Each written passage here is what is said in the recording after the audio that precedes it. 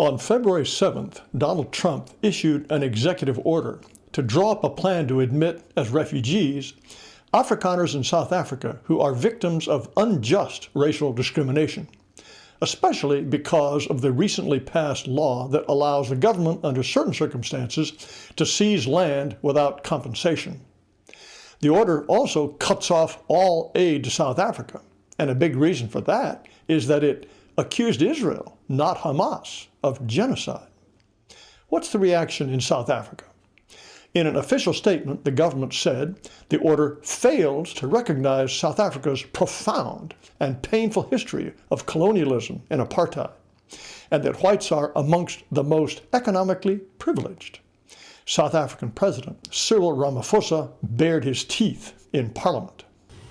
We are, as South Africans, a resilient people, and we will not be bullied.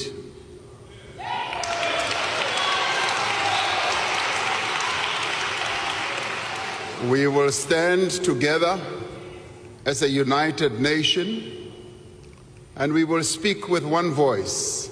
And of course, South African television found white people who think life is just fine. Why would you want to go? There hasn't been any really bad taking over of land. The people are carrying on like normal. There were reportedly thousands of videos from whites mocking their alleged privilege, but I could find only this one. A day in my life as an oppressed white South African. I wake up in my shelter and my husband brings me coffee because it's too dangerous to go alone. I then need to wash, so I have a dip in our pool which is used for bathing and drinking as we have no running water. Then I sit down to apply for a job I'm not qualified for and cry when I don't get it. However, a spokesman for the South African Chamber of Commerce in the USA explained that there has been a torrent of inquiries about asylum. In the first few hours after the news broke and it went live, we received thousands of emails, text messages, WhatsApps, Facebook Messenger messages, and to an extent that our system actually crashed. We couldn't deal with just the sheer volume that was coming through. What we have done is we've subsequently put a link on our website where people can register for information only. It's not a register for benefits or anything to become a refugee. It's just so that we can share information. At this stage, we've had outreaches of over 17,000 South Africans expressing interest in becoming refugees in the United States of America. It put up this webpage to handle the questions and keep people informed. 1 week after Mr. Trump issued the order, hundreds of whites gathered at the American Embassy in Pretoria to thank the president for recognizing that they are persecuted. Here they are singing Die Stem, the national anthem before black rule. Note the sign, "Make South Africa Great Again."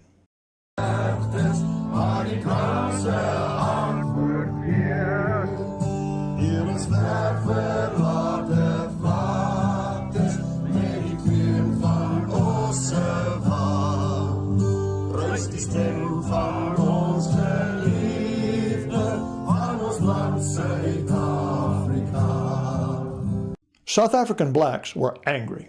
They proudly say, "Make South Africa great again." Greatness to them is apartheid.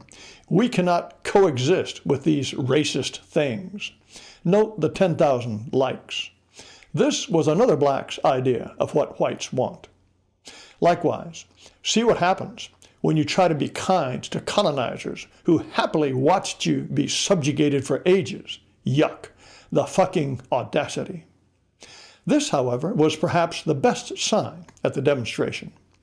Recognize the white nation like Israel was recognized.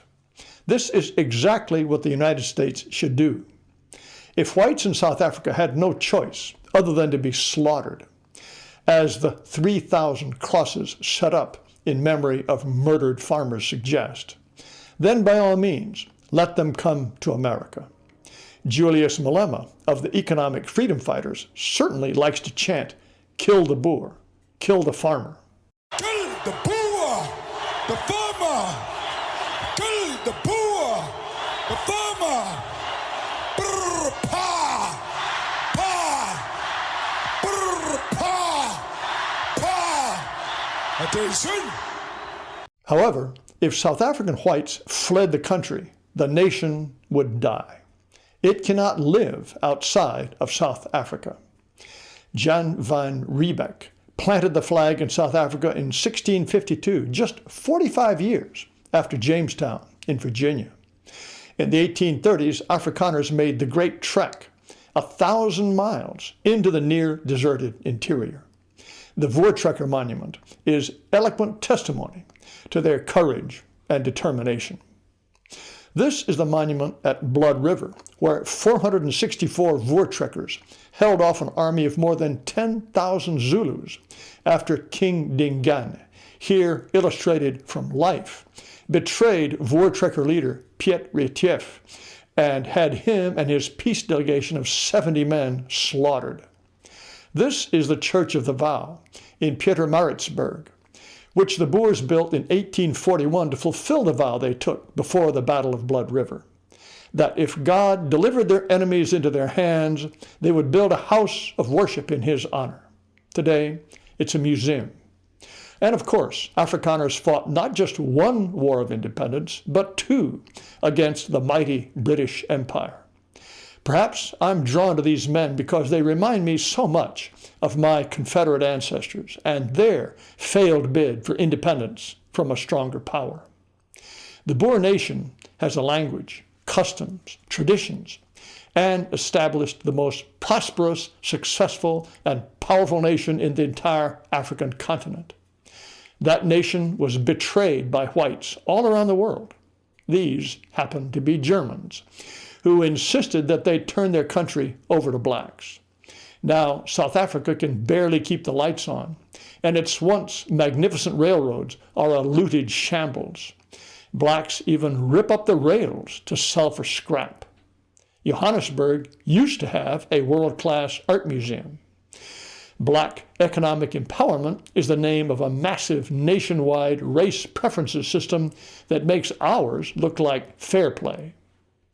You can argue that the Afrikaners might now have had a national territory if they'd been more generous in setting up homelands for blacks. These scattered bits were never realistic, and no foreign nation ever recognized them. Donald Trump sure loves Israel, a nation dedicated to the idea of ethnic self-determination. If he were consistent, he would work to help the Afrikaners get the homeland they deserve. They, of course, don't have a powerful lobby. The white tribe has a life or death fight on its hands, and we will have to be its lobby. But at least this president did issue an executive order called Addressing Egregious Actions of the Republic of South Africa. And that is a start.